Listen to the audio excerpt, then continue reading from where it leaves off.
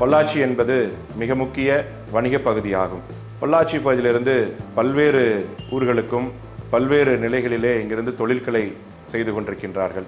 அப்படிப்பட்ட இருக்கின்ற வேளையிலே பொள்ளாச்சி ட்ரெயின் கனெக்டிவிட்டி, பொள்ளாச்சி பகுதியிலிருந்து ரயில்களை பல பகுதிகளுக்கு சென்று அடைய வேண்டும் என்கின்ற நோக்கத்திலே பொள்ளாச்சி பகுதியிலே புதிதாக ஒரு திட்டத்தை உருவாக்கப்பட வேண்டும்.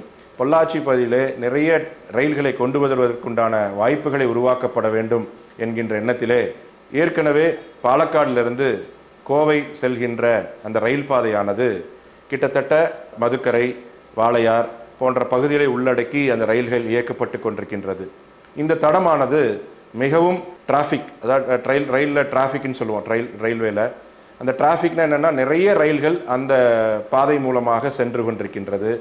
மேலும் அந்த ரயில் பாதை என்பது வனவிலங்குகளுடைய நடமாட்டம் அதிகமாக இருக்கக்கூடிய ஒரு பகுதியாக இருப்பதனால் ரயில்களை மிக குறைந்த வேகத்திலே அந்த பகுதியில் இயக்கி கொண்டிருக்கின்றார்கள்.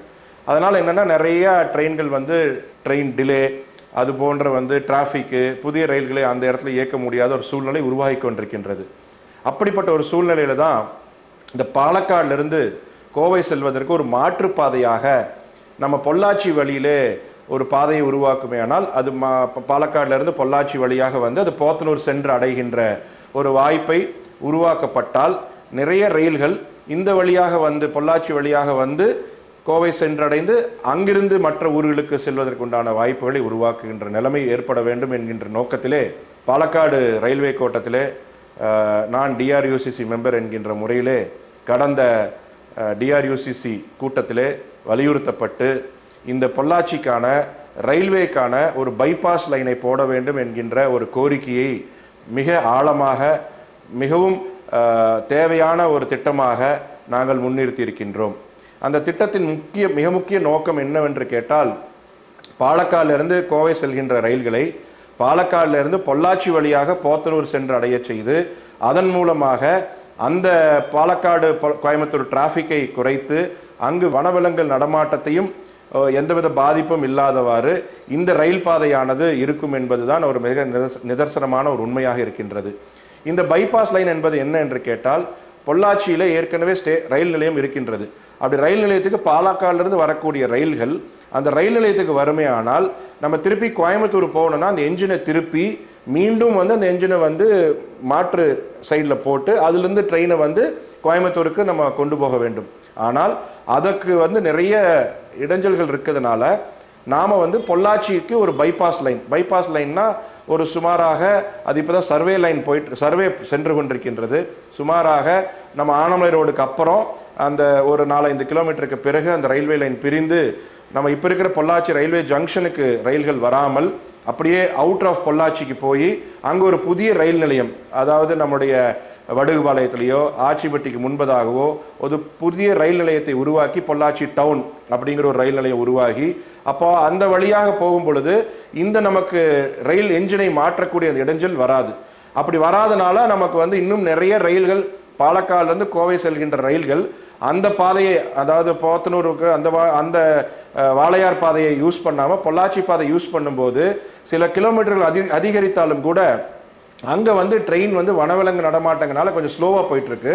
அந்த ஸ்பீடை இங்கே மெயின்டைன் பண்ணி அதே டைமிங்ல போத்தனூர் போய் சென்றடைவதற்குண்டான வாய்ப்புகள் உருவாகும். அப்படிங்கிற எண்ணத்தின் அடிப்படையில் சுமார் 250 கோடி ரூபாய் மதிப்பீட்டில் ஒரு பொள்ளாச்சிக்கான ரயில்வே பைபாஸ் லைனை உருவாக்க வேண்டும் என்கின்ற ஒரு திட்டத்தை முன்வைத்துள்ளோம். இதன் மூலமாக பொள்ளாச்சி பகுதிக்கு இன்னும் நிறைய ரயில்கள் கிடைப்பதற்குண்டான வாய்ப்புகள் இருக்கின்றது. இன்னும் பொள்ளாச்சி பகுதியிலிருந்து டைரக்ட் கனெக்டிவிட்டி கிட்டத்தட்ட வட மாநிலங்களுக்கும் அதே போல இந்தியாவினுடைய கடைக்கோடி மாநிலங்களுக்கும் கூட ஒரு ரயில் கனெக்டிவிட்டி டைரக்டாக கிடைக்கும். சென்னை போன்ற மாநகரங்களும் பெங்களூர் போன்ற மாநகரங்களுக்கும் ஹைதராபாத் போன்ற மாநகரங்களுக்கும் நிறைய ரயில்களை கிடைப்பதற்குண்டான வாய்ப்புகள் இருக்கின்றது. ஆகவே இந்த பொள்ளாச்சியில் இருக்கக்கூடிய அனைவருக்கும் அது மிக உபயோகமாக இருக்கும்.